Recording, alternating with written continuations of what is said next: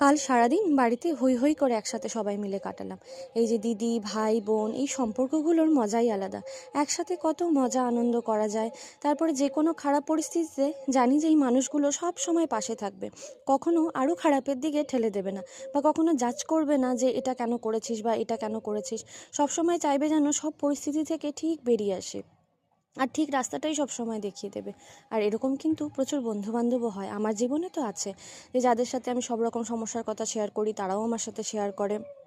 আমরা নিজেদের মধ্যে ডিসকাস করে কোনটা ঠিক কোনটা ভুল, কোনটা করা উচিত, এসব নিয়ে আলোচনা করি। আর দিদিভাই হচ্ছে আমাদের বাড়ির হচ্ছে মাথা। আমরা যে কোনো রকম সমস্যা বা যাই করার হোক না কেন, আমরা দিদিভাইয়ের সাথে আলোচনা করি। মাও বলে যে আমাকে এখন আর বলিস না, আমি এখন আর এসব মাথায় নিতে পারি না, দিদিভাইকে বল। তাই দিদিভাই হচ্ছে আমাদের যে কোনো সমস্যার সমাধান। সে কিছু কেনার হোক বা কিছু করার হোক, বা যেরকমই যাই হোক না কেন, দিদিভাই হচ্ছে ভীষণ শান্ত, খুব সুন্দর করে সবটা বুঝিয়ে ম্যানেজ করে দেয়। আর কোনো, ওর তো একদমই রাগ নেই। আমার আর দিদির তো তাও রাগ আছে, দিদিভাইয়ের তো একটুও রাগ নেই। আর আমি না এরকম অনেক মানুষ দেখেছি জানেন, হয়তো আপনি তার সাথে কোনো দুঃখের সময় কথা শেয়ার করেছেন, কোনো কারণে হয়তো আপনার তার সাথে সম্পর্কটা নেই, সে কী করবে, সেই সময়ে বলা কথাগুলো সে সবাইকে বলে বেড়াবে।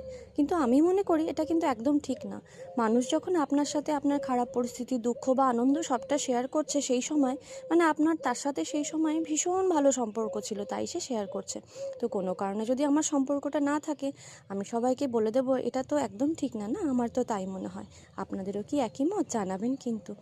তো যাই হোক, আরেকজন তো দিয়ার সাথে খুব মজা করছে, টি শার্টে এই হরিণটাকে ধরার চেষ্টা করছে, খেলছে, নাচছে, খুব মজা করেছে সারাদিন।